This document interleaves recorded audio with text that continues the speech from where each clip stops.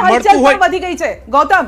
પહેલા જ્યારે આપની સાથે ચર્ચા કરતી હતી ત્યારે પોલીસનો આટલો સ્ટાફ નતો જોવા મળી રહ્યો. આપની પાછળ ચોક્કસથી હું કેમેરામેનને કહીશ કે જોઈ રહ્યા તમે જોઈ રહ્યા હું સંધ્યા સીધા જ દ્રશ્યો જે છે તે તમને બતાવવા જઈ રહ્યો છું. હું નજીક જઈ રહ્યો છું કે જ્યાં જે ગણતરી ચાલી રહી છે તે ગણતરી અંતર્ગત ના જે દ્રશ્યો જે છે તે જોવા મળી રહ્યા છે. એટલે કે અત્યારે હાલ આ જે છેલ્લો રાઉન્ડ છે એટલે કે હવે ટૂંક સમયની અંદર ગમે ત્યારે આ ગણતરી પૂર્ણ થઈ શકે છે, ગમે ત્યારે પરિણામ આવી શકે તેમ છે.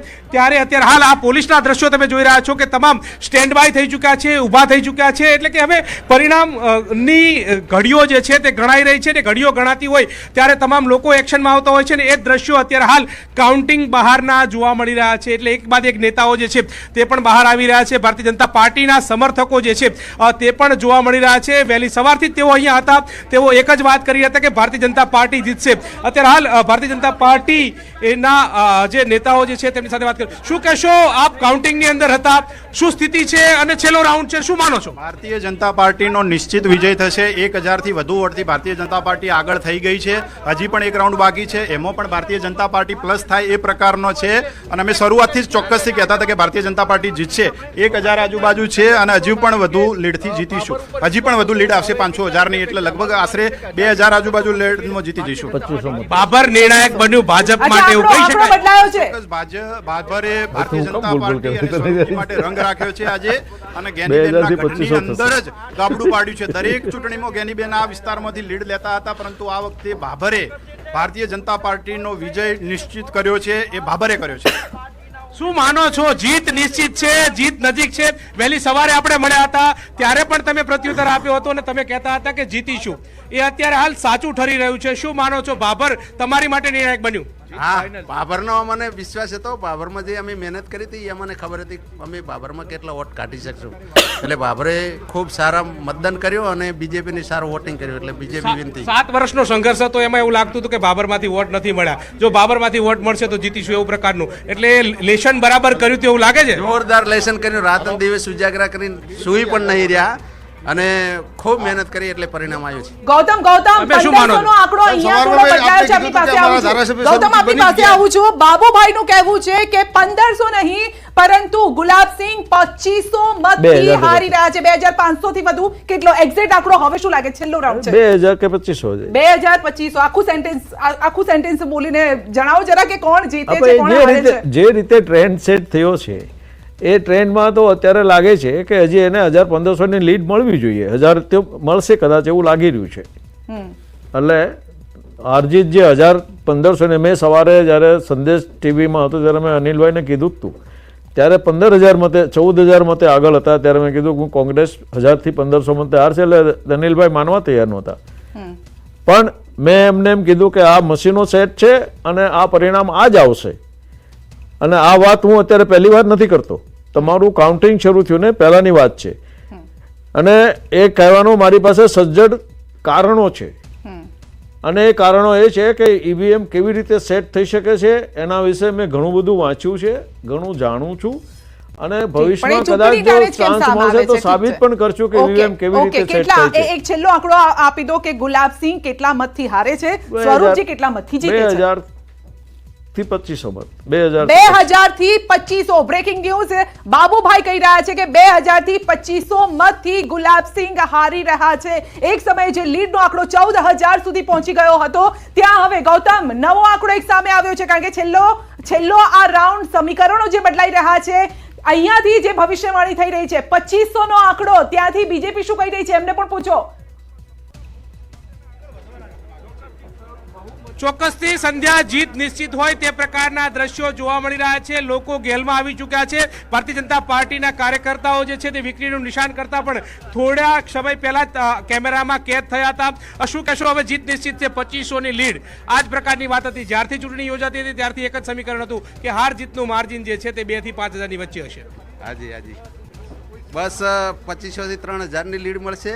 અને અમારી આશા તો લગભગ 7-8 હજારની હતી, પણ અમારી ધારણા પ્રમાણે તો લીડ ઓછી મળી છે.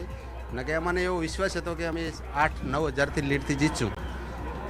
ચોક્કસથી તો અત્યારે હાલ તમે જોઈ રહ્યા છો કે તમામ લોકો જે છે તે જે પરિણામની આતુરતાપૂર્વક રાહ જોતા હતા તે પ્રકારના દ્રશ્યો તમામ સ્ટેન્ડ બાય થયેલા જોવા મળી રહ્યા છે. એ જ રીતે સીધા બહારના દ્રશ્યો તમને બતાવવા જઈ રહ્યો છું કે જ્યાં કાર્યકર્તાઓ જે છે તે ભારતીય જનતા પાર્ટીના ધીરે ધીરે રોડ ઉપર જમા થતા જે છે તે જોવા મળી રહ્યા છે. જીત થતી નિશ્ચિત જોવા મળી રહી છે ને તેને લઈ અને તમામ લોકો જે છે તે ઉત્સાહપૂર્વક ઉજવણી કરતા હોય તે પ્રકારના દ્રશ્યો જોવા મળી રહ્યા છે. દ્રશ્યો સાફ રીતે જોવા મળી રહ્યા છે કે મોટી સંખ્યાની અંદર જે લોકો અત્યારે હાલ ઉપસ્થિત થઈ ચૂક્યા છે. આ સીધા જે કાઉન્ટિંગ સ્ટેશન જે છે તેના બહારના દ્રશ્યો જે છે તે જોવા મળી રહ્યા છે. ગેટની બહાર લોકો જે છે તે વિક્ટરીનું નિશાન કરીને એકબીજા જે ઉજવણી કરતા હોય જીતની જે વાત રજૂ કરતા હોય તે પ્રકારના દ્રશ્યો જોવા મળી રહ્યા છે. સાફ રીતે જોવા મળી રહ્યું છે કે એક ભારત માતા કી જય બોલાવી રહ્યા છે લોકો, ઉત્સાહપૂર્વક આવી રહ્યા છે. કારણ કે ક્યાંક ધબકારા સંધ્યા થમી ગયા હતા. 16 રાઉન્ડ સુધી કોંગ્રેસ આગળ હતું. ત્યારબાદ 16 રાઉન્ડ બાદ જે સમીકરણો રચાયા છે અને ત્યારબાદ લીડ ગૌતમ છેલ્લો રાઉન્ડ પૂર્ણ થવાને હજુ કેટલો સમય છે? કારણ કે ઈવીએમ ખોટવાયું હતું તેવા સમાચાર ત્યાંથી સામે આવ્યા. હજુ કેટલો સમય, ફાઇનલ પરિણામ માટે કેટલો સમય લાગી શકે છે? હજુ 23મો રાઉન્ડ શરૂ છે. 23મા રાઉન્ડની ગણતરી કરવામાં આવી રહી છે. ત્યાં ઈવીએમ ખોટવાયું હતું, તેને સાઈડમાં મૂકવામાં આવ્યું હતું, પરંતુ 1000ની લીડ સાથે તે 22મા રાઉન્ડ અંતર્ગતની કાર્યવાહી પૂર્ણ કરીને 23મા રાઉન્ડની ગણતરી શરૂઆત કરવામાં આવી છે. તેમાં પણ લીડ મળી રહી છે. એટલે કે જ્યારથી ચૂંટણી સર્જાઈ હતી ત્યારથી ન્યૂઝ 18 જે છે તે વાત કરતું હતું કે જન સમર્થન ભારતીય જનતા પાર્ટી તરફ છે, સરકાર તરફ છે અને એ તરફનો ઝુકાવ જે છે તે જોવા મળી રહ્યો છે. એટલે કે હાર જીતનું માર્જિન જે છે તે 3 થી 5000ની વચ્ચે હશે. તે વાત પણ સાચી દોડીને જાઓ કાઉન્ટિંગની નજીક, ફરી દોડીને જાઓ ત્યાંથી આંકડો આપો અમને. ચોક્કસથી જીતના દ્રશ્યો બતાવીશું આપણે. 23મો રાઉન્ડ પૂરો થઈ ચૂક્યો છે. કેટલો જીત હાર જીતનું માર્જિન શું રહ્યું છે? 2200 વોટથી ઉપર સ્વરૂપજી જીતી રહ્યા છે. અત્યારે 23મો રાઉન્ડ ચાલુ છે. કેટલું કાઉન્ટિંગ થઈ ગયું છે? કેટલા મત બાકી હતા? છેલ્લો અડધો રાઉન્ડ બાકી છે, બાકી બધું પતી ગયું. અડધો રાઉન્ડ બાકી છે અને 2200 વોટ થી સ્વરૂપજી જીતતા હોય તે પ્રકારની વાત છે. આ સીધા દ્રશ્યો તમે જોઈ રહ્યા છો કે ઠાકોર સમુદાયના તમામ સમર્થકો જે છે તે બહાર જોવા મળી રહ્યા છે અને એ એક જ વાત કરી રહ્યા છે કે જીતીશું અને એ પ્રકારની અડધો રાઉન્ડમાં એક ક્વિક રિએક્શન લઈ લઈએ અહીંયાથી. અડધા રાઉન્ડમાં કેટલો ફેર પડે, કેટલા મતનો ફેર પડી શકે? 1 મિનિટ ગૌતમ.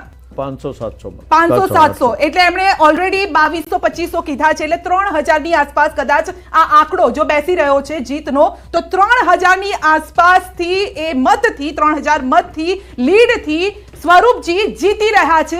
એ આંકડો અત્યારે અમારી સામે આવ્યો છે. અમે લગભગ 2 થી 3000 ઉપરના વોટથી જીતીએ છીએ અને એમાં વાવ વિધાનસભાના મતદારો આ વખતે મન મનાવી લીધું હતું કે 7 વર્ષનો એમણે વનવાસ ભોગવ્યો છે.